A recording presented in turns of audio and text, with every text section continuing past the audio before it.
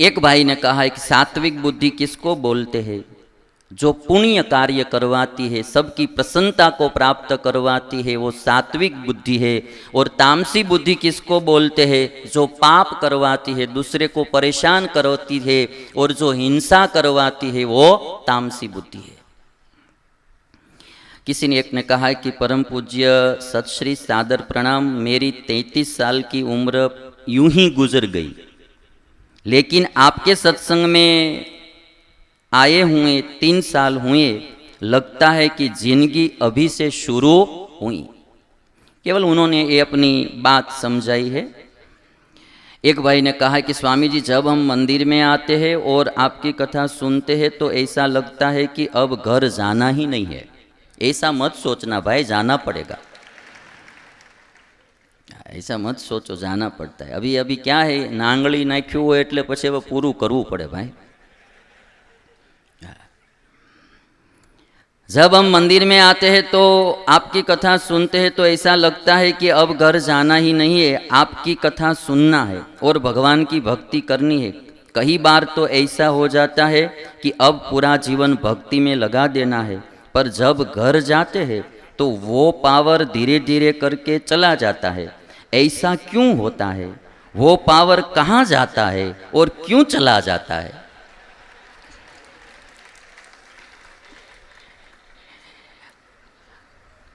जब आप हमारे पास होते हैं तो हमारा पावर होता है, और जब आप घर जाते हैं तो आपके पास बीबी का पावर आ जाता है, इसलिए वो पावर चला जाता है। सत्संग का पावर भी हर दिन, इसलिए हमारे ब्रह्मानंद स्वामी ने कहा कि संत समागम कीजिए हो, निष्दिन संत समागम कीजिए। आज हम खाते हैं तो हमारे शरीर का पोषण करते हैं, कल फिर से भी खाना पड़ता है, नहीं खाएंगे तो वो पावर धीरे धीरे चला जाता है। इसलिए हर दिन थोड़ा थोड़ा सत्संग करते रहना चाहिए। एक भाई का प्रश्न ऐसा था कि वासना होती है तो वो वासना किसी को हम में है तो हमको जन्म लेना पड़ेगा कि नहीं लेना पड़ेगा? किसी को वासना है किंतु हम में वासना है तो मुझे भी जन्म लेना पड़ेगा या नहीं लेना पड़ेगा? आपको नहीं लेना पड़ेगा। जिसको वासना होती है उसको लेना पड़ता है, आपको क्यों लेना पड़ेगा? अभी कल का आपने जजमेंट सुना ने भारत देश का, जिसको वासना होती है उसको जेल में जाने का होता है, जिसमें वासना होती है उनको नहीं जाने का होता है। जिसको वासना है उसको सजा भुगतनी होती है। अभी एक प्रश्न ऐसा है, गुजराती में है, हूँ तमने गुजराती में वाँची दऊँ।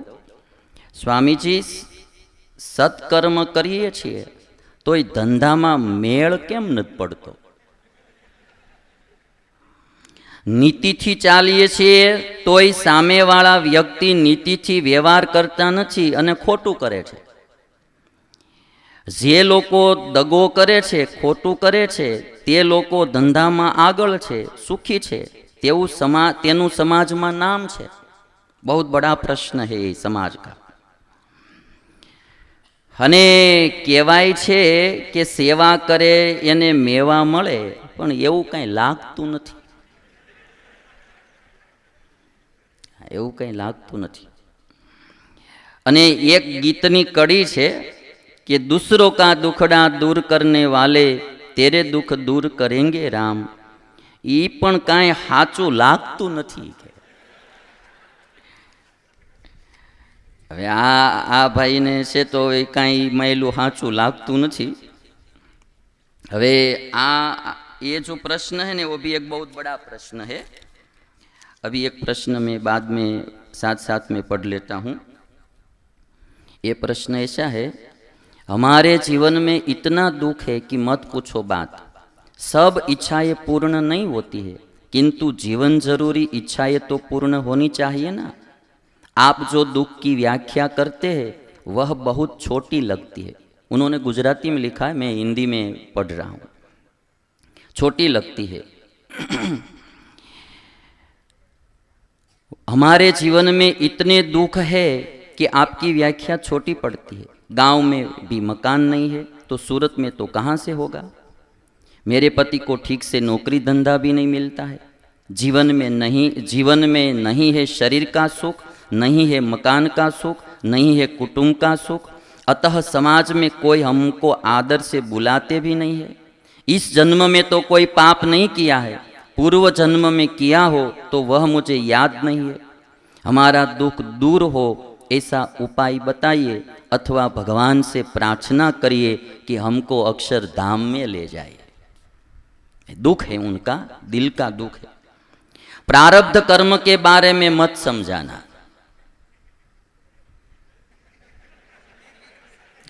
ये भी कहा, प्रारब्ध कर्म के बारे में मत समझाना। कैसे हम इस दुख में से बाहर आए और सुखी हों, ऐसा आप उपाय बताने की कृपा कीजिए। लिखने में कुछ भूल हुई हो या अपमान हुआ हो तो मुझे माफ करना। ये दो प्रश्न जो आए हैं उनके बारे में हमको अभी चर्चा करने की है, इसलिए मैं आगे जा रहा हूँ।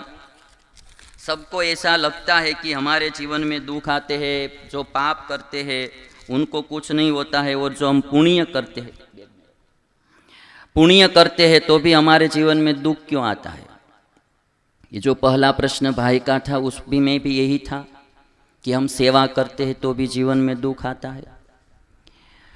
बहुत लोगों का यह प्रश्न है कि हम नीति में रहते हैं, पुण्य करते हैं, किसी का खराब नहीं करते हैं, सेवा करते हैं, भजन करते हैं, तो भी हमारे जीवन में दुख क्यों आता है, हमारे जीवन में से दुख क्यों जाता नहीं है। और कोई कोई तो पाप करता है, भजन भी नहीं करता है, कोई सेवा भी नहीं करता है, कभी सत्संग में भी नहीं जाता है, और उनका बहुत बड़ा नाम होता जा रहा है, वो सब प्रकार से सुखी है। ये पूरे समाज का प्रश्न है, पूरे समाज का प्रश्न है।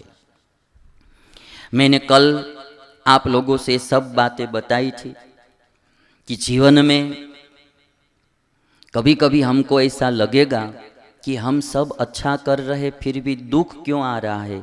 वह सब्जेक्ट पर आज हम आगे थोड़ी चर्चा करेंगे। अभी मैं विषय में आता हूँ, हमारी जो सुख शांति का उपाय।